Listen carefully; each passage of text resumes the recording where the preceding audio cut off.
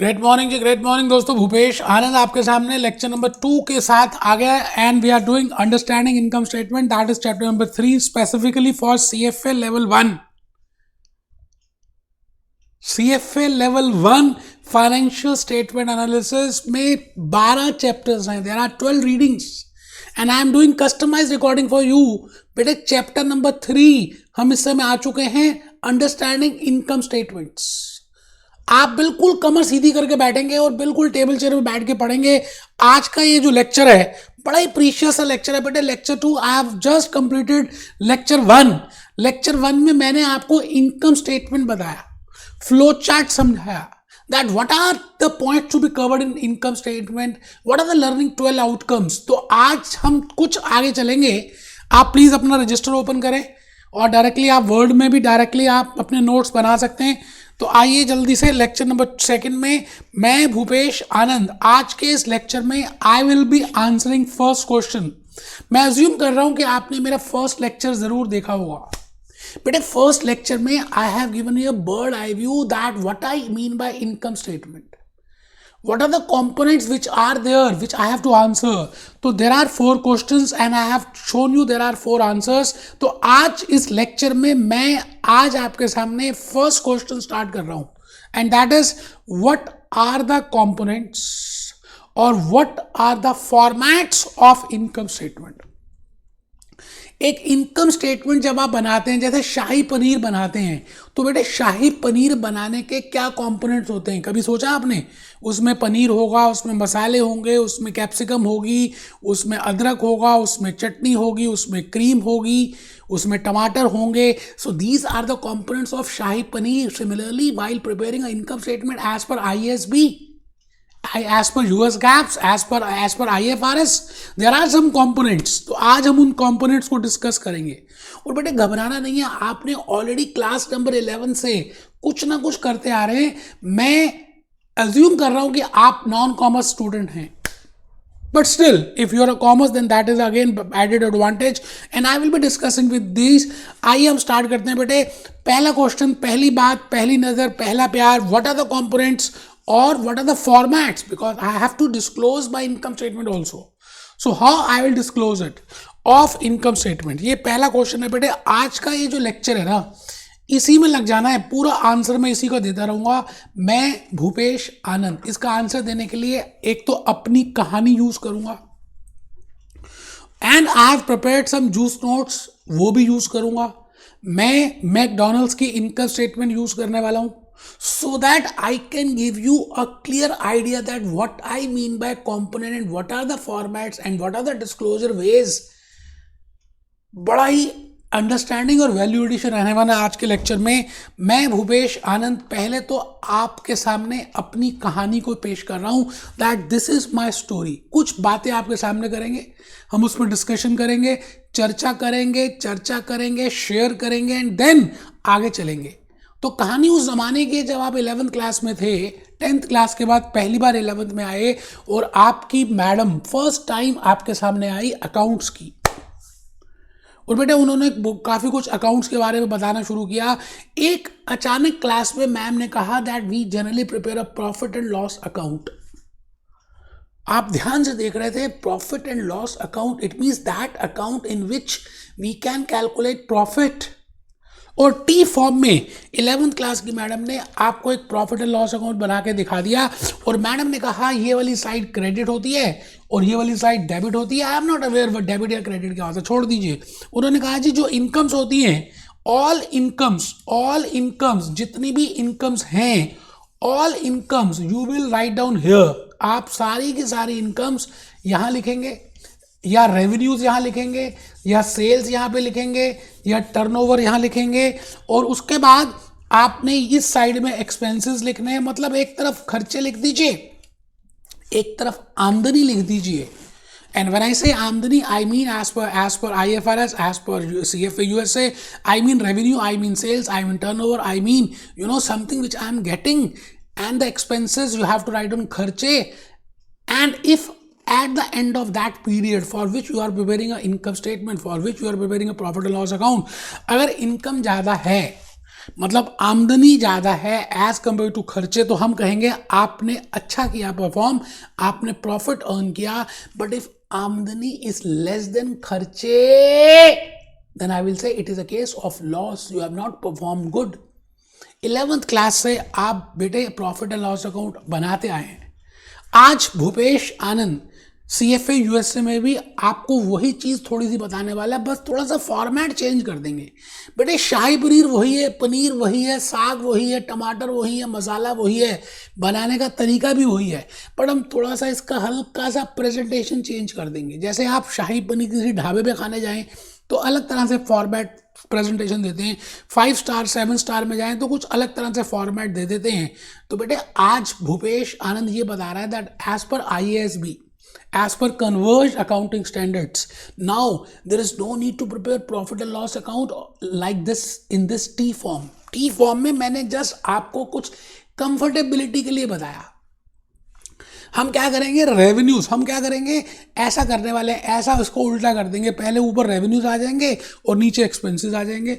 अब हम T form में नहीं बनाएंगे, we will not prepare in T form, rather हम इनकम साइड को ऐसे ट्विस्ट करके ऊपर ले आएंगे. तो रेवेन्यूज ऊपर आ गए, एक्सपेंसेस थोड़ा से नीचे चले गए, तो revenues minus expenses is equal to net income. So what are the components of that, उसको डिस्कस कर रहे हैं. तो मैं भूपेश आनंद अपनी कहानी इस समय आपको बता रहा हूं. अभी मैं अपने जूस नोट्स में आऊंगा, with help of that juice notes मैं थोड़ा सा और वैल्यू एडिशन करने वाला हूं. पर दोस्तों अभी के आने वाले 10 मिनट बड़े प्रीशियस हैं, क्योंकि आप मेरी कहानी मेरी मुंह जबानी सुन रहे हैं. आई have just told you that in class 11th in the school days you were preparing profit and loss account, but now there is no need to prepare a profit and loss account. That's why it is named as income statement form में बनानी है. तो पहले हम revenues लिखेंगे, incomes लिखेंगे, आमदनी लिखेंगे, लेस खर्चे करेंगे, आमदनी माइनस खर्चे जो आएंगे दैट विल बी प्रॉफिट. तो रेवेन्यू पहले लिख दिया, एक्सपेंसेस फिर लिख दिया, फिर net income is equal to if revenues more than आमदनी and net loss is equal to if revenues less than आमदनी. ये तो बड़ी सिंपल सी बातें थी, पता ही थी आपको, मैंने जस्ट रिवाइज करने के लिए बताई. अब सवाल आता है that what are the components में आ रहा हूं बेटे, हिम्मत नहीं हारनी, परफॉर्मेंस की बात करते हैं. मैं पहली बात ये बताना चाहता हूं that income statement is always prepared for the period. Income statement एक पर्टिकुलर दिन नहीं बनाई जाती, एक दिन की परफॉर्मेंस नहीं होती. हम ये देखते हैं कि ओवर द पीरियड आपने कैसा काम किया, कैसा परफॉर्मेंस किया, कितना प्रॉफिट अर्न किया, कितना लॉस हुआ. It means we calculate the performance over a period. You getting my point? So performance is always for the period ending, during the period, which I have discussed in chapter 1 also at the time of financial statement analysis, कि position statement as on a date बनती है and performance statement is for the period ending. ठीक है, तो मैंने वही बात यहाँ पे अपनी कहानी में लिखने की कोशिश की that performance is always calculated for the period, during the period, or for the period or during the period. For example, for a school going student, आप उसकी performance during the monthly test 1 and monthly test 2 देखेंगे. आप Apple computers की, McDonald's की performance Q1 और Q2 के बीच में देखेंगे. It means it is not as on Q2, it means it is for Q2. It is during the Q2 how much profits are being earned by McDonald's and how much profits were earned at the time of Q1. You getting my point? मैं भूपेश आनंद एक बात ये कहना चाहता हूं कि आप सभी यहां पर देखें, आई हैव प्रिपेयर्ड, मैंने कुछ आपके लिए बनाया है. अगर आप ध्यान से देखेंगे तो आपको थोड़ा सा अच्छा लगेगा. मैं रब कर रहा हूँ बेटा सारी पुरानी बातें. एक बार आप देखिए, मेरे जूस नोट्स बड़े प्रीशियस हैं. मैं ये समझता हूँ कि I have prepared with help of curriculum, with help of squeezer, और भी बड़े सारे मैंने स्टडी रिव्यूज़ को देखा है, अपनी नॉलेज ऐड की है. Financial statements which provide information about the financial performance of the company is called income statement. अब बेटा ये आपने कंप्यूटर में इसके नोट्स बनाने हैं. तो एक तो मैं अपने जूस नोट्स प्लस अपनी स्टोरीज की हेल्प से आपको सारे लॉजिक बताऊंगा. And it is also named as income statement कह दें, और प्रॉफिट एंड लॉस स्टेटमेंट कह दें, और स्टेटमेंट ऑफ अर्निंग्स कह दें, और स्टेटमेंट ऑफ ऑपरेशंस कह दें. देखिए 4 नाम लिख दिए मैंने. स्टेटमेंट ऑफ अर्निंग्स बोल दीजिए, स्टेटमेंट ऑफ ऑपरेशंस बोल दीजिए, स्टेटमेंट ऑफ इनकम बोल दीजिए, स्टेटमेंट ऑफ इनकम स्टेटमेंट बोल दीजिए, प्रॉफिट एंड लॉस अकाउंट बोल दीजिए, statement of profit and loss statement बोल दीजिए। एक ही बात है। जैसे भगवान कृष्ण के बहुत सारे नाम थे, ऐसे ही बड़े सारे नाम हैं इनकम स्टेटमेंट के। अब इनकम स्टेटमेंट में क्या क्या आएगा वो अभी हम देखने वाले हैं। बेटे पहले आप मेरी कहानी को समझ लेंगे ना, तो इसके बाद यहाँ आएंगे तो आपको चुटकियों से बातें समझ आ जाएंगी। इन माई कहानी, in my story I have told you, मैंने आपको क्या क्या बताया, एक बार जरा मुझे बता दीजिए। फर्स्ट पॉइंट मैंने ये बताया that we prepare as per profit and loss account and these are the expenses, this is the cost, and then we I have told you that as per IASB now we will prepare as per this, firstly we will write on revenue, then we will write on income, and third point which I have just told you that performance is calculated always for the period, during the period he performance निकलती है। अब मैं आ गया जी, ये बात मैंने chapter 1 में भी बताई थी that financial statement consist of 2 statements, one is performance statement and second is position statement. Performance statement during the period बनती है, position statement is as on a particular time. तो आप किसी भी कंपनी की, किसी भी एंटिटी की परफॉर्मेंस इन दोनों स्टेटमेंट्स में से कहीं से भी निकाल सकते हैं। अभी मैंने एक आपको तरीका बताया that net income, if I want to calculate net income for an entity, तो कैसे निकालेंगे, रेवेन्यू माइनस एक्सपेंस, मतलब आमदनी माइनस खर्चे। अब सवाल आता है ये जो आमदनी है that also goes to the balance sheet, that is goes to the position statement. तो आप किसी भी एंटिटी की पोजीशन स्टेटमेंट से भी क्या निकाल सकते हैं, नेट इनकम कैलकुलेट कर सकते हैं। Because I have told you accounting equation concept. Accounting equation में क्या था, assets is equal to liabilities plus equity, और ये जो नेट इनकम होती है वो इक्विटी में चली जाती है। तो मैंने क्या कहा that you can calculate net income with help of 2 methods, one is with help of performance statement and second is with the help of position statement. क्योंकि पोजीशन स्टेटमेंट में हमें पता है that net income is equal to assets minus liabilities,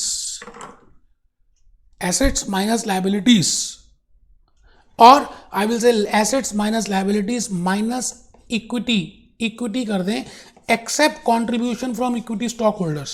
ये बात अभी हम discuss करेंगे, नहीं भी समझ आए तो घबराने की बात है नहीं। आप मेन मुद्दे पे आ जाइए जी। What can be the different components of revenue, आपने अब सोचना है। इनकम स्टेटमेंट आप प्रिपेयर कर रहे हैं, you are a chartered financial analyst, you are a chartered holder, आप एनालाइज कर रहे हैं किसी कंपनी की इनकम स्टेटमेंट को, तो you should know what are the components of that income statement. No doubt, you don't have a duty to prepare an income statement as an analyst, but still आपको पता तो होना चाहिए कि क्या components हैं। तो मैंने यहाँ बड़े simple से components लिखे हैं। If you are a manufacturing company, you must be selling your goods, and if you are a service industry, you must be rendering your services. For example, Bhupesh आनंद अपनी services render कर रहा है, तो I am charging for my services. Apollo Tyre is selling their tires, so they are selling their goods. तो revenue कहाँ से आ सकता है? पहली बात, revenue और टर्नओवर थोड़े से ब्रॉड वर्ड्स हैं एज कंपेयर टू सेल्स। मैं बड़ी इंपॉर्टेंट बात बोल गया, करिकुलम में मेंशन है। रेवेन्यू को जब हम कहते हैं तो revenue is a broader term, क्योंकि रेवेन्यू में गुड्स से सेल से जो प्रॉफिट हुआ, जो भी sale of goods and income from rendering services दोनों आ जाते हैं। तो रेवेन्यू और टर्नओवर एक थोड़ा ब्रॉड टर्म है एज कंपेयर टू सेल्स। ठीक है सर, तो आप लिखें sale of goods, rendering of services, other incomes. मैंने जान के 3 आइटम्स लिखी, other incomes, other than goods sale any revenue is there. For example, you are selling your assets, you are selling your plant property equipment, you are selling your investments, और उसमें कुछ profit हो गया आपको, so that is a other income. तो मैंने 3 items लिखी हैं। there are major 3 components of revenue. one is, पहला है sale of goods, second is rendering of services, and third is other incomes. बेटे आप सभी ने लिखना है, कमर सीधी करके बैठना है।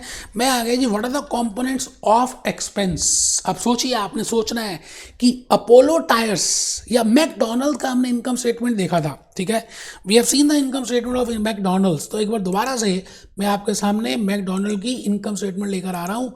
आपने मुझे बताना है कि what are the components of income statement of McDonald's. ये देखिए जी, मैंने कर दिया। सबसे पहले अगर आप देखें तो कॉस्ट ऑफ गुड्स सोल्ड, ये देखिए cost of goods sold. Second is depreciation, third is amortization. इसके बाद अगर आप देखें तो लिखा हुआ है selling general and administrative expenses. It means these can be the different types of expenses of McDonald. तो मैं आज आपसे यही पूछ रहा हूँ कि कॉस्ट के क्या क्या एलिमेंट्स हो सकते हैं. आप सभी ने कॉस्ट के एलिमेंट्स लिखने हैं. मैंने बड़े प्यार से एक मटके में बना दिए कॉस्ट ऑफ गुड्स सोल्ड. कि आप जो गुड्स बनाते हैं, अपोलो टायर्स जो गुड्स मैन्युफैक्चर करता है, जैसे अभी आपने मैकडोनल्ड्स में देखा cost of goods sold, burger बनाने की, आलू टिक्की बनाने की, सॉफ्टी बनाने की, आइसक्रीम बनाने की जो कॉस्ट आई, that is named as cost of goods sold. Manufacturing expenses, administrative expenses उन्होंने लिखा हुआ था selling and admin expenses, finance expenses. So all that खर्चे. तो we have seen that what can be different types of expenses. आप बताइए भूपेश आनंद classes के क्या क्या एक्सपेंस हो सकते हैं. बेटे electricity is expense, staff salary is expense, admin expenses हम गूगल में ऐड कर रहे हैं, that is my expense. We have purchase Google drive space, that is expense. It means I will say the cost of goods sold, that is cost of providing those services, admin expenses, marketing expenses, selling expenses, all can be the components of income statement. तो हम इस समय discuss कर रहे हैं what can be the different types of components of income statement. I think आपको मोटा मोटी विजुलाइज कर पा रहे हैं जो मैंने कहने की कोशिश की. अब मैं आगे आता हूँ. बेटे ये जो खर्चे हैं ना, अभी मैंने जो आपको शो किए, मैकडोनल्ड्स के भी शो किए, और ये जो खर्चे हैं आई कैन क्लासीफाई. मैं इनको दो तरह से क्लासीफाई कर सकता हूँ. Either I can classify on the basis of department wise और फंक्शन वाइज, क्योंकि डिपार्टमेंट होते हैं फंक्शंस में. एक मैन्युफैक्चरिंग फंक्शन है, एक एडमिन फंक्शन है, एक सेलिंग फंक्शन है. बेटे पहले गुड्स बनेंगी, फिर उसको बेचने की बात है, मार्केटिंग करेंगे, फिर सेल करेंगे, फिर डिस्ट्रीब्यूट करेंगे. So there can be different types of functions in a company. तो अगर मैं एक्सपेंसेस को फंक्शंस के बेसिस में क्लासीफाई करता हूँ कि भाई these are the expense for manufacturing, these are the expense for admin, these are the expense for distribution, these are the expense for selling. So I can either bifurcate on the basis of functions, और मैं उसको nature wise भी कर सकता हूँ कि भाई material cost कितनी है, लेबर कॉस्ट कितनी है, सैलरी कितनी है. It mean salary of manufacturing department, salary of admin, salary of salesman, तीनों को मैंने सैलरी में डाल दिया. इट मीन्स यहाँ पर मैं क्या कर रहा हूँ, नेचर वाइज कर रहा हूँ. As per IASB, as per कन्वर्ज्ड accounting standards, आप या तो अपने खर्चों को फंक्शन वाइज दिखा सकते हैं, और आप फंक्शन वाइज के नहीं दिखाना चाहते तो नेचर वाइज भी दिखा सकते हैं. एज सच कोई घबराने की बात नहीं है. मैं अभी आपको जब जूस नोट्स दिखाऊंगा तो मैंने वहां पर दोनों तरह से बना के दिखाया, so that you can get an idea that what I mean by function wise and what I mean by nature wise. तो अभी लिख लीजिए क्लासिफिकेशन ऑफ कॉस्ट और expenses on the basis of functions and on the basis of nature. सभी बच्चे लिखेंगे. On the basis of functions means cost of goods sold, selling expense, selling department expenses, marketing expenses, distribution expenses. nature wise देखें तो material, labor, salary, rent, taxes. I have just written the different types of expenses which I did for running my show. next point में आ गया जी. अभी तक जो भी मैंने बताया है, I have prepared the juice notes. मैंने अभी अपनी कहानी से बताने की कोशिश की है कि income statement CFA USA institute क्या चाहता है कि what points you should be aware of. As per learning outcome A, they want that you should know what are the components of income statement, how we can prepare an income statement, how we can classify the cost of income statement, how we can classify the expenses. तो वो बातें मैंने बता दी. मैं थोड़ा सा बात बताकर जूस नोट्स में आऊँगा. मैं आपको कहना चाहता हूँ कि I want to tell you what are the presentation formats. आप किसी चीज़ को डिटेल्ड दिखा सकते हैं और किसी चीज को कंबाइन करके कंसोलिडेट करके भी दिखा सकते हैं. It means I can prepare income statement as per single step and I can also prepare as per multiple step. मैं अपनी इनकम स्टेटमेंट को सिंगल स्टेप के बेसिस में भी दिखा सकता हूं और मल्टीपल स्टेप्स में भी दिखा सकता हूं. एक बच्चा कहता है मल्टीपल स्टेप्स. बेटे मैं जैसे आप क्या करते थे 11th क्लास में, ट्रेडिंग अकाउंट बनाते थे तो you calculate gross profit, then you prepare profit and loss account, you calculate net profit, then you prepare profit and loss appropriation account, and then you calculate profits available to stockholders. ये तो हो गया multiple step. आपने अलग अलग step पे अलग अलग प्रॉफिट निकाला. इट मीन्स आपने पहले ऑपरेटिंग प्रॉफिट निकाला, कैश ऑपरेटिंग प्रॉफिट निकाला, फिर ऑपरेटिंग प्रॉफिट निकाला, फिर बिफोर टैक्स निकाला, फिर नॉन ऑपरेटिंग प्रॉफिट निकाला, फिर आफ्टर टैक्स कैलकुलेट किया, लास्ट में नेट इनकम निकाली. इट मीन्स मैं अगर अलग अलग छोटी छोटी स्टेजेस में कैलकुलेट करके बता रहा हूँ, now this will give a better transparency. If I से सिंगल स्टेप, मैं ये कहता हूँ जी मैंने नेट इनकम $X अर्न की, और मैं ये कहता हूँ कि ये $X की जगह मैं ये कहता हूँ I have earn this much at this stage, this much at this stage, this much at this stage, this much profit I have earn this stage, and if I add all this that comes to $X. Stake holders will be more satisfied in case of multiple step. तो लिखेंगे presentation formats of income statement. There are two types of formats of income statement. One is single step and second is multiple steps. बेटे इसमें मैंने आज आपको 4 बातें बतानी है. I can calculate profits at different stages. अब यहाँ पे मैं ग्रॉस प्रॉफिट की बात नहीं कर रहा, मैं बात करूंगा एबिडा की. No doubt I will McDonald's, they have calculated gross margin, then they have calculated EBITDA, then they have calculated EBIT, that is operating profit, then they have calculated earning before tax, then they have calculated net income. हम आज आपको एक नई terminology में लेके जाएंगे जो examination के लिए बड़ी इंपॉर्टेंट है. बेटे सबसे पहला जो प्रॉफिट है, मैं ये कहता हूँ जी यहाँ पे लिखता हूँ gross margin. I will calculate firstly gross margin, then I will be calculating EBITDA. EBITDA का दूसरा नाम है, आप पूरा फुल फॉर्म भी लिखें और शॉर्ट फॉर्म भी लिखें. फुल फॉर्म क्या है? ई का मतलब अर्निंग, बी का मतलब बिफोर, आई का मतलब इंटरेस्ट, टी का मतलब टैक्स, डी का मतलब डेप्रिसिएशन, ए का मतलब अमोर्टाइजेशन, क्योंकि इंटेंजिबल अमोर्टाइज होते हैं और टेंजिबल डेप्रिशिएट होते हैं. तो earning before interest, tax, depreciation and amortisation, इसको हम कह सकते हैं, इसको हम कह सकते हैं cash operating profit. Cash operating profit, I can say it as cash operating profit. आप मेरी बात समझ रहे हैं? बट इफ आई से सिंगल स्टेप, मैं इतना ताम धाम कैलकुलेट नहीं करूंगा. अगर मैं सिंगल स्टेप में जा रहा हूं, मैं सीधा ही अर्निंग आफ्टर टैक्स कैलकुलेट कर लूंगा. इट मीन्स आम खाने से मतलब रखेंगे, आम अलग अलग स्टेजेस में कैसे आया, I am not concern with that. No doubt it will not give me so much transparency as compared to multiple step. तो मैंने यहाँ पर लिखा presentation formats of income statement are of 2 types. आप लिख रहे हैं, कमर बिल्कुल सीधी करके बैठे हैं. There are 2 formats.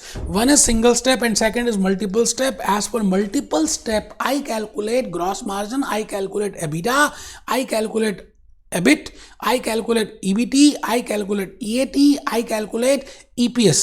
So likewise this I calculated. अभी मैं अपने फॉर्मेट्स में आ रहा हूँ, वहाँ से बताऊँगा. EBITDA को आप लिख लें earning before interest, tax, depreciation, amortisation. बेटे ये जो होते हैं ना, ये तो नॉन कैश एक्सपेंस है. ठीक है जी. ये इंटरेस्ट जो है ना, it is a non operating expense. अब बात को समझते हैं ध्यान से. आप ये बताइए, as a share holder of Apollo tyres, आप अगर अपोलो टायर्स के शेयर होल्डर हैं तो आप अपोलो टायर्स के कौन से प्रॉफिट में ज़्यादा इंटरेस्टेड होंगे कि जो अपोलो टायर्स ने अपनी ऑपरेशन से अर्न किए, मतलब सेल ऑफ टायर्स से अर्न किए, या अपोलो टायर्स ने other than sale of tyres से अर्न किए? आराम से, कोई जल्दी है ही नहीं, आपने ध्यान से समझना है बात को जो मैं कह रहा हूं. Now the point is, I want to ask you a question that if you are a stockholder of Apollo Tyres, so which profit you are interested in?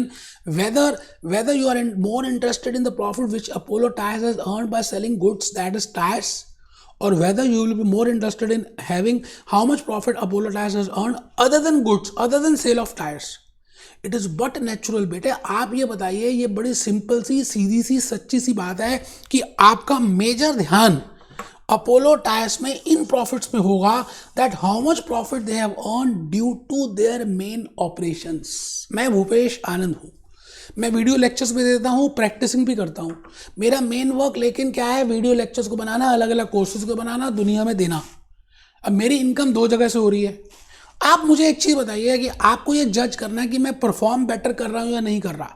तो मेरी टोटल इनकम देखेंगे, पहली ऑप्शन, या इनकम फ्रॉम वीडियो लेक्चर्स देखेंगे, दूसरी option, या income from practising chartered accountant देखेंगे, तीसरी ऑप्शन। तीन ऑप्शंस हैं आपके पास, आप बताइए which income will tell you that I am performing well in video lectures.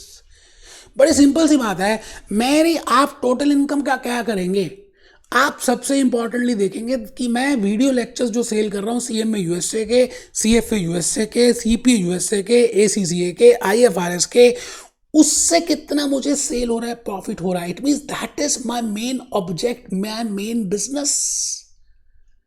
मैंने एक प्रॉपर्टी खरीदी थी, प्रॉपर्टी बेच दी, प्रॉपर्टी से प्रॉफिट हुआ, वो तो कोई भी करता तो हो जाता। That is not my main business, that is not my main operation. As a Bhupesh Anand chartered accountant, as a company secretary, as America, as London, I am basically providing services. I am fundamentally, I am primarily giving recording in my recording room, all those lectures.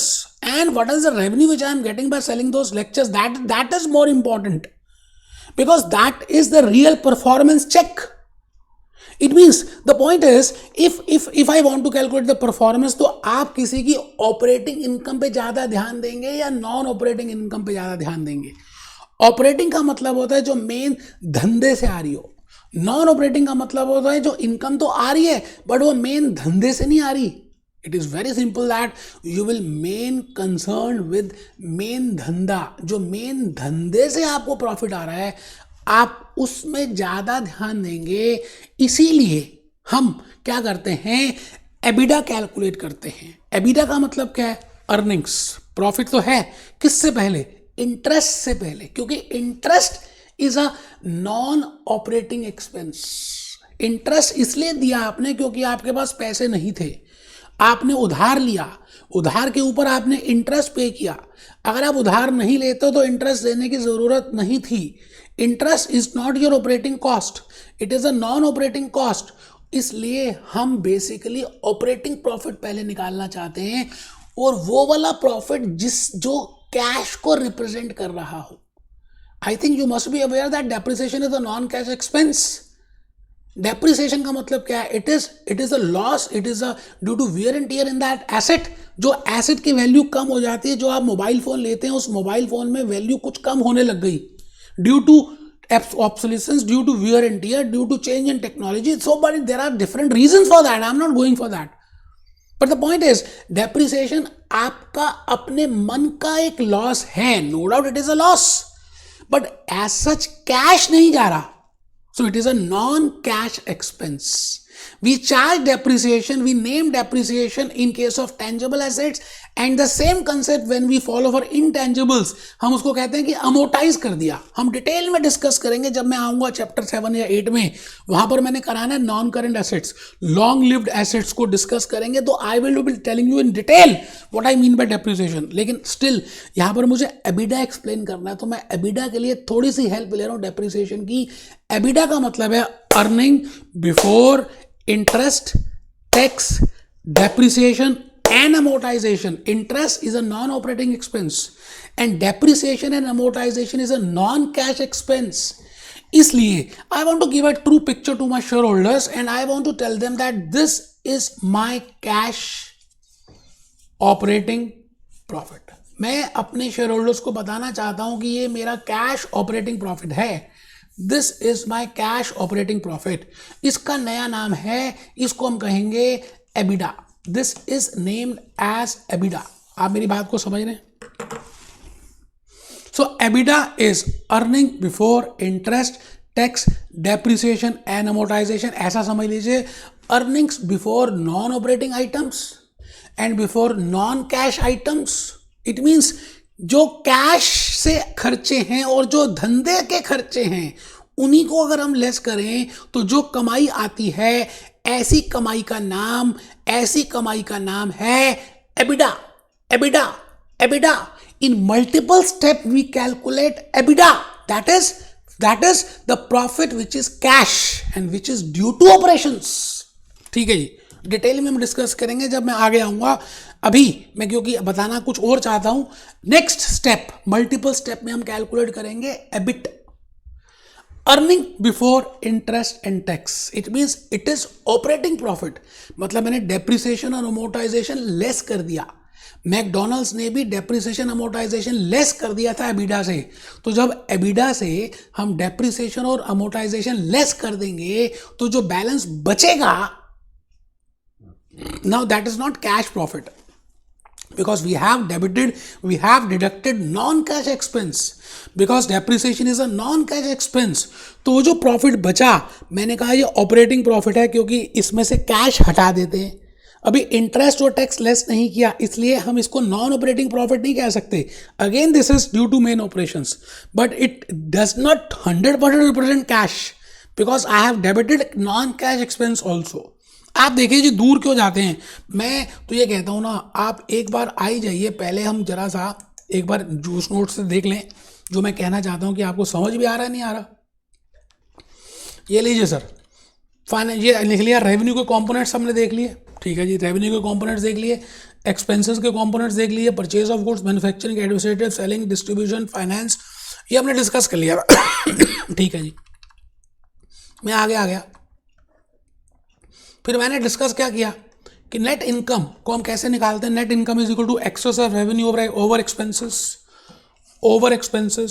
It represent the economic benefits. Revenue और turnover is a wider term than sales. I think I have already told you कि revenue और turnover wider term है sales से। Net revenue is equal to gross revenue minus return. आप करते थे ना return inward, वो भी देख लेते हैं। पहले आप नीचे आ जाइए और आप चेक करिए कि मैंने यहाँ पे लिखा है कॉस्ट को फंक्शन वाइज।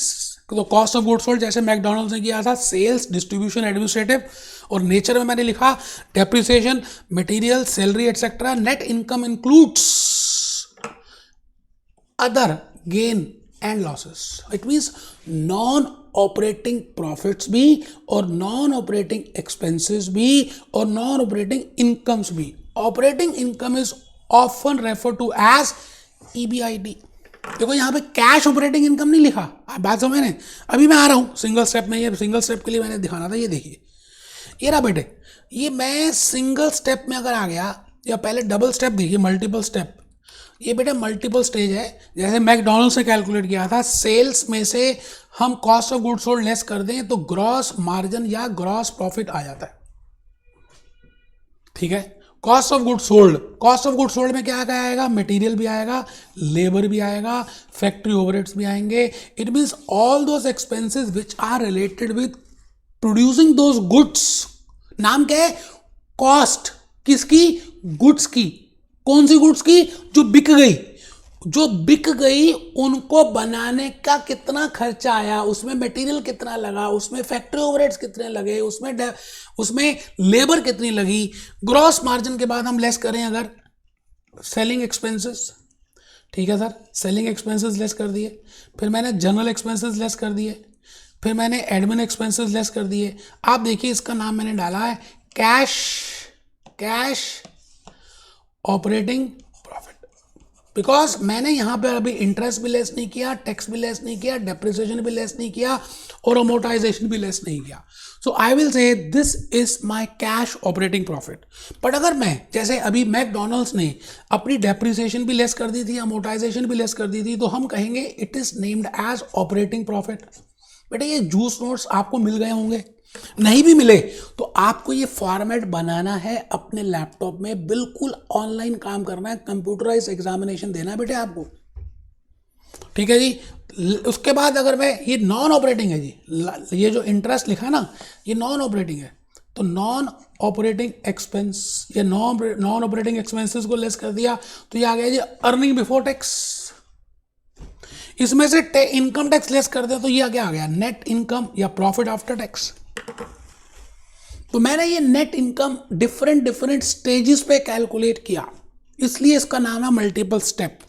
अगर मैं यही काम एक ही स्टेज में करूं आंसर वही आएगा, लेकिन मैं एक साथ ही कैलकुलेट कर दूं, मैं अलग अलग स्टेजेस में प्रॉफिट नहीं निकाल रहा। मैंने cost of goods sold less किया, सेलिंग लेस किया, एडमिन लेस किया, जनरल लेस किया, डिस लेस किया, इनकम टैक्स लेस किया, इंटरेस्ट लेस किया, और लास्ट में ऑटोमेटिकली मेरे पास, यहाँ देखिए, यहाँ पर मेरे पास ऑटोमेटिकली वही प्रॉफिट आया। यही प्रॉफिट सेम होगा बेटे, अगर मैं एक कंपनी का निकाल रहा हूँ तो प्रॉफिट तो सेम ही आएगा।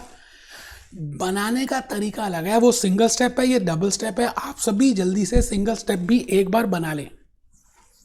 Sales, less cost of goods sold, less selling expenses, less admin expenses, less general expenses, less depreciation, less interest, less income tax is equal to profit after tax. अब multiple step देखें तो उसमें क्या है, sales minus cost of goods sold is equal to profit, gross margin, less selling, less admin, less general, earning before interest depreciation, interest tax depreciation and amortization, less depreciation EBIT, less interest EBT, less tax EAT. तो आप समझ रहे हैं ज़्यादा better transparency कहाँ आ रही है, multiple step में आ रही है. तो मैंने इसलिए कहा था कि आप साथ साथ ये ज़रूर प्रिपेयर करें. मैं भी आ रहा हूँ क्वेश्चंस में. बेटे मैं अब पेप्सिको, मारुति, एप्पल कंप्यूटर्स की अभी बैलेंस शीट दिखाऊंगा, लेकिन आपको एक आइडिया तो लग ही गया मैकडॉनल्ड्स की मैं कहना क्या चाह रहा हूँ. Format of income statement for the period ending. देखिए मैंने एक अलग वे में दोबारा से मेहनत की और आपके लिए कैलकुलेट करके दिखाया that what is a format of calculating income statement. दोबारा से मेरा मन किया और मैंने कहा चलो मैं दिखाता हूँ. ये देखिए जी, सेल्स में से जब आप cost of goods sold less कर रहे हैं और तो ग्रॉस प्रॉफिट आ रहा है, आप मार्जिन भी कह सकते हैं.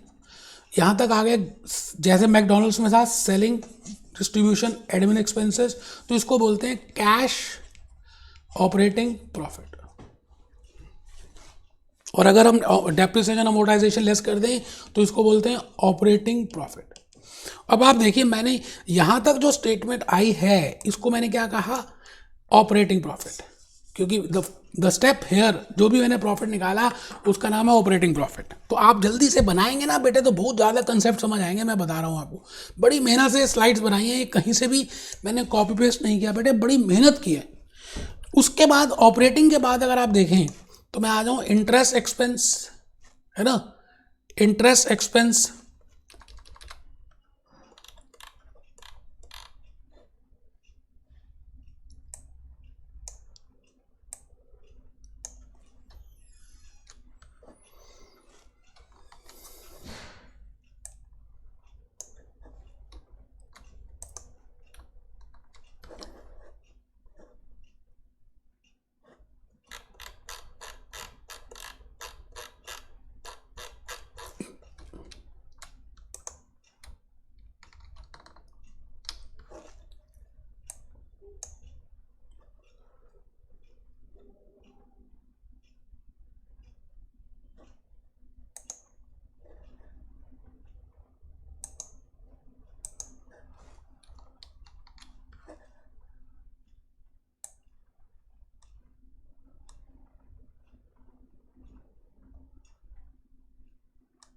लो बेटा थोड़ा सा आगे पीछे हो गया था. लेस इंटरेस्ट, लेस इंटरेस्ट जब करेंगे तो लेस यहाँ पर आएगा, less interest, then balancing figure will be EBIT. मतलब ईबीआईटी में से हम इंटरेस्ट लेस कर देंगे तो ईबीटी आ जाएगा, और इसमें से टैक्स लेस कर देंगे तो अर्निंग आफ्टर टैक्स आ जाएगा. आराम से आप देख लीजिए, मैंने बड़ी मेहनत से आपके लिए निकाला है. अर्निंग आफ्टर टैक्स कह दें, प्रॉफिट आफ्टर टैक्स कह दें, नेट इनकम कह दें, बात एक ही है. And this is non operating profit. मैं रुक गया हूँ जी. आप सभी को ये बनाना चाहिए मेरे हिसाब से. तो ये फॉर्मेट बनाना चाहिए, बड़ा ही अच्छा फॉर्मेट है ना. अब आप बनाएंगे तो ज़्यादा बातें समझ आएंगी. ठीक है, तो मैं 1-2 मिनट दे रहा हूँ. ऊपर हेडिंग लिखिए फॉर्मेट ऑफ इनकम स्टेटमेंट. मैंने अब आज के बाद जो भी फॉर्मेट बनाना है वो यही वाला फॉर्मेट बनाऊंगा. इसमें मैंने कहा क्या बोला जी, less cost of goods sold, gross profit, और उसके बाद लेस सेलिंग एंड गुड्स,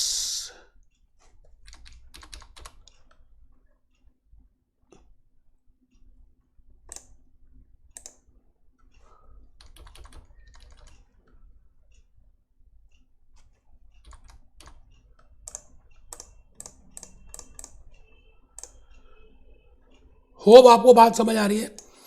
बस और बेटे 5 मिनट रह गए. मैंने आपको फॉर्मेट बनाना सिखा दिया. मैं आ गया जी अपने मेन उस स्टोरी में, और मैं अब जो बताना चाहता हूँ वो ये बताना चाहता हूँ कि हम जब ये पूरी इनकम स्टेटमेंट बना देंगे as per multiple step, as per function wise, then as a chartered holder you can calculate, you can calculate the relationship between the figures which are there in an income statement. जो income statement में figures होंगी आप उनको relate कर सकते हैं और आप उसके बेसिस पे रेशियोज कैलकुलेट कर सकते हैं. तो लास्ट पॉइंट आएगा आज के इस लेक्चर में, that with help of that format of income statement which we have prepared as per multiple step, I can calculate the ratios from that. और बेटे रेशियोज बड़े डिफरेंट आइटम से हम निकाल सकते हैं। रेशियोज में क्या करते हैं, हम दो चीज़ों की रिलेशनशिप को देखते हैं और कुछ नहीं, संबंध देखते हैं। जैसे रेनफॉल और अम्ब्रेला के बीच में मैं देखूंगा कितना प्यार है कितनी दुश्मनी है। इट मीन्स रेनफॉल जब होती है तो क्या सेल ऑफ अम्ब्रेलाज भी बढ़ती है। It means I want to find out the relationship. Similarly if I want to find out the relationship between two accounting figures, उसको बोलते हैं अकाउंटिंग रेशियोज। पहली रेशियो जो मैं आपको बताऊंगा उसका नाम है gross profit margin ratio. Formula आपको मालूम है, आप लिखना चाहें लिख सकते हैं, जूस नोट्स में मैंने लिखा हुआ है, अभी दिखा भी दूंगा। आप लिख दीजिए ग्रॉस मार्जिन, सब बच्चे लिखेंगे gross margin, gross margin, gross margin upon sales into 100. We generally calculate in percentage. Cost of goods sold ratio ये आ गया, मान लेते हैं 70%, अज्यूम करते हैं कि ये 70% आ गया। तो cost of goods sold, cost of goods sold कितनी होगी बेटे, बड़ी सिंपल सी बात है, 30% होगी। भाई मैं कहता हूं कि अगर 100 रुपीज़ की $100 की सेल है और ग्रॉस प्रॉफिट 70 है, $70 है, तो कॉस्ट, क्योंकि sales minus cost of goods sold is equal to gross margin, तो आपको इनकम स्टेटमेंट देखनी है, आराम से आप रिलेशनशिप देख सकते हैं। तो यहाँ पे फॉर्मूला क्या बना, मैं ये भी कह सकता हूँ 1 minus gross margin ratio, I can say is cost of goods sold ratio, आराम से, और cost of goods sold upon sales into 100। मैं अगर नेक्स्ट रेशो देखूं तो मैं इसको भी कह सकता हूं ऑपरेटिंग प्रॉफिट मार्जिन रेशो। आप बताइए जी, ऑपरेटिंग प्रॉफिट मार्जिन का मतलब है EBIT upon sales. It means denominator में आपने सभी जगह सेल्स लेना है, बिकॉज मैं इनकम स्टेटमेंट देख रहा हूं, इनकम स्टेटमेंट में मैं रिलेट कर रहा हूं सब कुछ रेवेन्यू से, कि ग्रॉस प्रॉफिट अगर इतना है तो सेल्स कितनी थी, एबिटा इतना है तो सेल्स कितनी थी, एबिट इतना है तो सेल्स कितनी थी, नेट इनकम इतनी है तो सेल्स कितनी थी। इट मीन्स मैं अलग अलग स्टेजेस के प्रॉफिट्स को रिलेट कर रहा हूं इसी सेल्स से। So I can calculate gross profit margin ratio, I can calculate EBITDA ratio, I can calculate cost of goods sold ratio, I can calculate cash operating profit ratio, I can calculate operating profit ratio, I can calculate net income ratio, net income margin. It means total in net income कितनी हुई। तो simple है जी, सभी में numerator वही आएगा, denominator sales में आने वाला है, कोई मुश्किल है ही नहीं, सिंपल सी बात है, आपको बता रहा हूँ। आइए इसको एक बार देख लेते हैं कि मैंने अपने नोट्स में कैसे मेंशन किया है इसको, तो आपको बड़ा अच्छा लगेगा। Gross profit is the profit which is generated from manufacturing activities. SG&A stand for selling general and admin expenses, ठीक है।